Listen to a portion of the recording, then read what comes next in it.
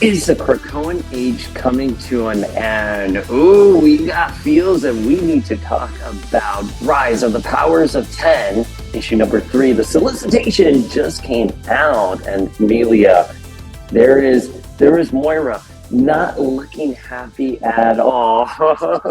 She had it coming. She had it coming. You know, one of the things about the Krakoan age that has been a huge disappointment has been how they've handled Moira.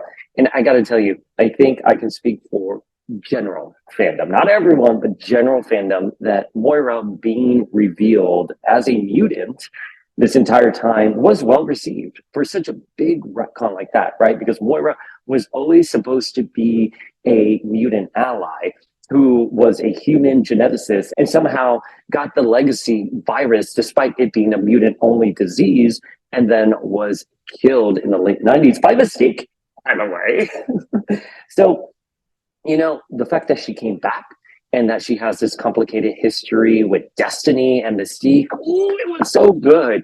But I don't know what happened post Inferno, but they turned her into like a mustache twirling evildoer that is irredeemable. So when you see a cover like this, I'm like, yes, kill her. And it's an RB Silva cover who also did, you know, the Hoxpox release. I'm telling you, Moira right here, she had it coming. I don't know why this ad just popped up. Like really, really had to pop up the second I zoomed in on it. But she certainly had it coming. And I guess the big question is, who's going to pull the trigger? Who's pulling the trigger if they pulling the trigger? Solicitations, we should take them with a grain of salt. Always take it with a grain of salt, especially covers. What's on the cover isn't necessarily true for what happens in the comic. But I got to tell you, if Krakoa is going to survive after Rise and Fall, it's going to be a surprise to me because they're doing everything in their power to state in marketing copy and solicitation copy, in everything they're putting out there, that the Krakoan age is coming to an end. And is it going to end like this, where someone goes back in time into the most important moment in X-Men history, right? That's how the meeting of Moira and Xavier in House of X, Powers of 10 was marketed as, that this was the most important meeting between the two and that it had major ramifications in X-Men history. Is this where they're going to come back and they're going to shoot Moira and thereby stopping Krakoa from ever being formed? I got to tell you, if that's what happens, it's really going to upset a lot of people because, as I've said this before, and if anyone from Marvel listens, I will just say that erasing Krakoa from existence is just not the way to do it. Don't do it. I think there have been a lot of shortcomings with the Krakoan age, but outwardly erasing it is just not the way to go because Krakoa has been very well received from, let's say, X-Men fans on the social media platform, right? I know when we're thinking about the X-Men and we're thinking about their heyday, we go back to the 90s X-Men when they're at the mansion where it seemed that like everyone was reading the X books, right? It's so funny. I'm talking to one of my contemporaries at a gig here and it was mentioning that we were at LA Comic-Con, right? Doing a panel with Lenore Zan, the voice of Rogue from X-Men, the animated series, and he was just so flabbergasted. And this is someone who doesn't read the comics, but knew of the X-Men animated series, knew the general idea of the X-Men. So, you know, with Krakoa, one of the things I have noticed with this relaunch is that we're not really getting those younger readers. At least when I go to comic book stores, I'm not seeing a mini Dayspring there. You know, when I started going to comic book stores when I was about 9 or 10. And, you know, I have not seen that at a comic book store. I haven't seen a younger audience at a comic book store for a very long time. So, you know, one of the questions I've had with the Krakoan age is, does Krakoa just sit well with adult readers or some of us readers who have been with the X-Men for decades? We appreciate this evolution. Does it have the mass appeal that the Mansion had? That's something, you know, again, I know that's really hard for us to like separate mentally because we are so invested in the Krakoan age, but from a business perspective, is the Krakoan age a slam dunk outside of the X-Men social media bubble? I don't know. I would have to I would have to see a lot more data from comic book sellers, from Marvel, to see how they feel about it, and if it in fact is. But I will tell you where I'm going with this. Where I'm going with this is that I think the Krakoan age has the potential to appeal to a lot of mass audiences out there if it was just handled correctly. The world building was really bad with Krakoa, and even and with Moira as well. You know, we had someone from the X office on the podcast, and we asked the question about Moira and her 10 lives, and how does the Age of Apocalypse sort of fit into that narrative, right? Very innocent question. We just really wanted to ask. We were really curious, and we kind of got a defensive response. I don't think it ever made it into the episode, but I remember thinking there's a problem when the audience is giving more thought to the plot than the actual creators. Because a standard response would be like, oh, that is such a great question. Just wait and see. And I believe the response was, and I'm paraphrasing the response, which is, I don't think me or my contemporaries have even thought about that. And it's like, I think I'm not trying to get you in a aha moment or like, I got you. You really are. No, if you've ever been on the podcast, if you listen to the podcast, we are all about just understanding the behind the scenes and how we sort of get to a certain point with stories and characters. And Hickman himself had even said that there was going to be a Moira series coming out. So you would think stuff like how she died originally with Age of Apocalypse, that you would start factoring all of this stuff. She also came back during Chaos War, and she was possessed by Destiny. Okay? I mean, it's there. The stories are there. It's just you need to connect the dots. That's it. So, I'm not too sad for the Krakoan age to come to an end, to be honest with you. I think it is great as an IP. I think it has potential to be mainstream. But in terms of the world building and the storytelling, I don't think it's really, really great. And we have other people on the podcast who think it's great and that this is a golden age of storytelling. And I love that. And that's okay to agree to disagree. But there is no doubt in my mind that Krakoa as a concept, Hoxpox, when it initially landed, was perfect. It revitalized the X-Men IP, and I would love to see it continue, but I need to see it done right. Anyways, so let's get into this cover, and let's get into some conversations about Moira, and let's read the solicitation copy, because, ooh, I'm so excited. Okay, so this is for Rise of the Powers of 10, issue number 3. I believe officially it's Rise of the Powers of X. We've talked about this on the podcast before. I'm going to say Powers of 10 still. I think it is a nice callback to the original Hoxpox. So I don't want to change it to Powers of X all of a sudden. I like Powers of 10. Okay, just like 10 of Swords. I love saying 10 of Swords, not X of Swords. Okay. You see, that's sorry. Why not be consistent? You know what I mean? Like the idea of the X representing 10, that should be uniform across all the stories you're telling during this era. Just be on the same page. That's all. Okay. Anyway, let's read the marketing copy for this. And we'll also, you know what? We'll go back and read the marketing copy for the other two issues, just so we can start piecing together what story they possibly could be telling. Okay. So for issue number 3, the marketing copy, solicitation copy says, discover that the real end is never beginning. The past, present, and future of Krakoa all rest in a trigger figure. Ooh, I wonder who's pulling that trigger. The scenario you prayed would never happen plays out as a 2 series that are one move towards a crash that will reverberate outside the universe. So who is going to pull the trigger here? I mean, you know who I would love to? There are 3 people I would love to see pull this trigger on Moira. Again, if this is what actually happened in it. I would love it to be Mystique because, Destiny, I would love for it to be Mystique because Moira had that no precogs being resurrected, but she's kind of being vindictive because Destiny burned her in a previous life rule. So I think Mystique has has that going for her. Destiny as well, because in that previous life that I just mentioned, she saw that Moira was trying to cure the mutants and that she does not care for any of her good acts going forward, and also kept her from being resurrected. So again, those two, Mystique and Destiny, they have the motives there. 3, our God Queen Jean Grey for stabbing her and murdering her at the Hellfire Gala. I would love it if it was Jean pulling the trigger. Why would it be Jean? She could just use her Phoenix powers or, her telekinesis or anything to kill her. So I don't think it's going to be Jean. So I think Mystique or Destiny is kind of likely here.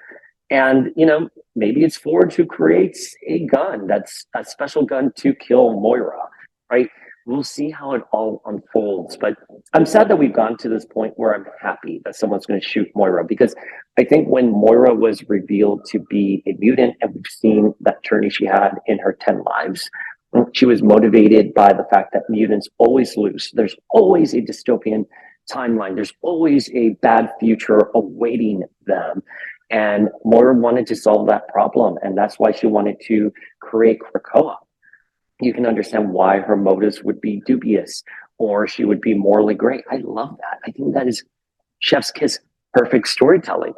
But something happened after Inferno. It's like the writers just turned her into a really awful, mustache twirling villain who is like kidnapping Mary Jane, who's skinning Banshee, who's responsible for the murder at the Hellfire Club, at the Hellfire Gala, and she's holding, that otherworld dagger, being like, yes, murder them all. It's just very jarring in terms of the progression of the character, and has made the character very irredeemable. And we're living in an age where Sinister and Apocalypse are redeemable characters, where we're seeing some human aspects of those characters. Even Mystique. I personally didn't like how it was executed in X-Men Blue Origins, but we're seeing Mystique being fully humanized. Moira has just been a flat out two-dimensional villain, and I think she was worthy of something more. The other thing with Moira, as I already mentioned, they have not connected the dots with her history. And I know we have data pages that talk about like the Shi'ar Golem that was responsible for Moira's death, but I'm sorry, I myself don't even understand what that means. And where was Moira in the interim of those years? And also, how does Age of Apocalypse factor into it? I want an answer to that. I would love an answer to that. And by the way, it's as easy as just being like she, like everyone else, found herself in a different reality. The Chaos War as well. And there's so much there with Mystique and Irene and Moira that I'm telling you, as an ex-reader, I never put it together that Moira had such strong connections to Destiny and Mystique, other than Mystique had detonated a bomb and killed her, and that during Days of Future Past, when the original Days of Future Past, Destiny senses something that's blocking her, and we all assume it's just Kate from the future, but that could have very well have been Moira as well. So we're talking about, this is a decades-long history the 3 characters share. I love it.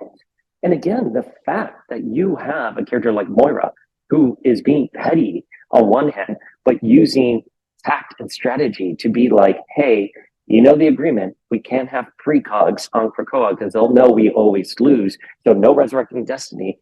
It's such a layered motive there. And it makes the character so interesting that you want to see how things, sort of span out. I will say, with the gift of retrospection, I think Destiny was resurrected too early. The way I would have done it, and it's easy, by the way, for me to play Monday morning quarterback, because we don't have to deal with a lot of the factors that the X office and the writers have to deal with. So I want to preface that this is just Monday morning quarterbacking. And I know someone in the comments said something shady. They're like, this YouTube channel is just basically what you would do differently. And it's like, well, yeah, it's easy for me to have that gift of retrospection, but also I used to work in publishing. I have an MFA. There is a basic structure on how to tell good stories, right? And I don't feel that has been followed through in the Krakoan age. And it's more consistency, but I would have created a sense of urgency. I would have rise and fall just be like Mystique being like, F this, I'm going to go resurrect Irene. And Irene is resurrected. And the big final battle is Xavier Magneto and Moira versus Destiny and Mystique, with all of Krakoa hanging in the balance.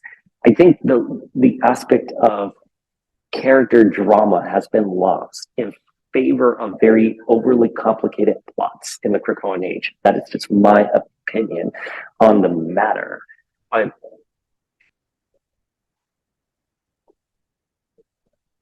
But you know, this is all to say that I'm happy that Moira is going to get what's coming to her.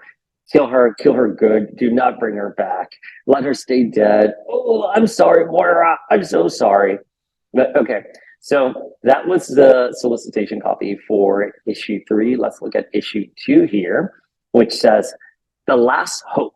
Outside of reality, outside the time and space, is mutant Dom's a last hope, floating between dimensions, hiding from a dominion who wishes to crush them. Can Xavier and his crew survive? And when we find out their plan, will we want them to?" The end of the Krakoan age continues in this epic tale split in two.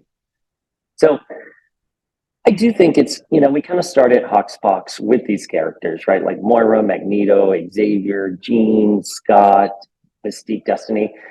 I am kind of sad that, again, we're seeing a whole new team of characters sort of taking this on. And again, what's on the cover, what's in marketing copy isn't necessarily emblematic what's going to go down in the story. But, you know, Shadowcat with a K, Kamala, Wolverine, and Nightcrawler, of course, they've had stakes in the Krakoan story, but I do feel that, you know, a character like Kamala is being shoehorned in there because of the MCU.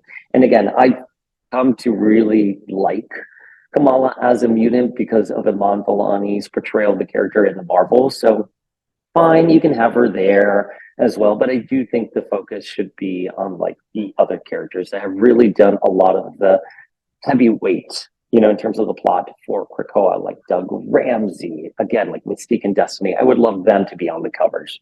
Rasputin is fine too because she was in Powers of 10. So having a character like Rasputin makes perfect sense. But what is their plan? I think their plan is to go back in time and stop Krakoa from ever happening.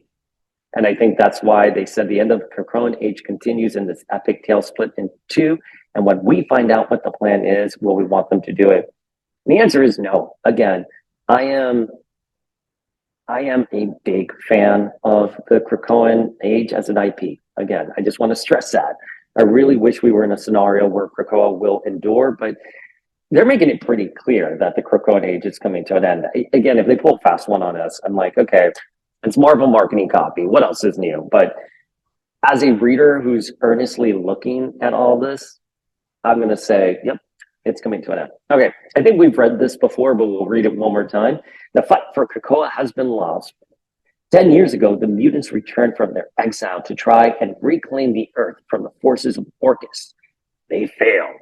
Now, within the victorious Orcus, with their gauntlet choking the world, Nimrod and Omega Sentinel put their plan within a plan into action. They are to summon their binary god to consume everything in their ascension. All that stands between them is the X-Men. What can they do? They're the X-Men. They'll find a way. That's their power. So begins the story beyond space and time, with the rise of powers beyond our petty human intelligence. We've talked about this in a previous episode. You know how I feel about the marketing copy. I think it's so patronizing. But yeah, so it's pretty clear that the X-Men are going to assemble to stop Orcus.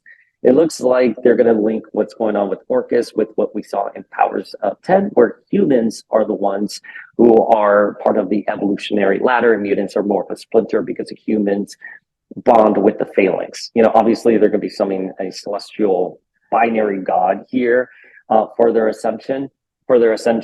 Let's see how all of this plays into a larger narrative. I wouldn't hold my breath on it, though, because there has been a lot of seeds planted that just go nowhere. But yeah, Amelia, you tell me, how do you guys feel about Moira? Do you want to see Moira die? Do you want to see the Krakoan age erased? Do you want to see this team go back in time and pull the trigger? And are we going to get a new timeline? What are your theories? You tell us, Amelia, in the comments below. And it's going to be an exciting January, though. I'm going to tell you something. There is a lot of good hype right now for Rise and Fall. Everyone wants to see how things are going to go down. I hope these stories are really well done. That is my only hope for the series that it's just as good as Hoxpox. I don't think they have the hype that Hickman's Hoxpox had. That was genuine hype. I mean, that was like everyone like waiting for that issue to drop. I think here it's hype within the readers as it was for the Hellfire Gala. But let's see. Amelia, drop your feels below and we'll discuss as a community.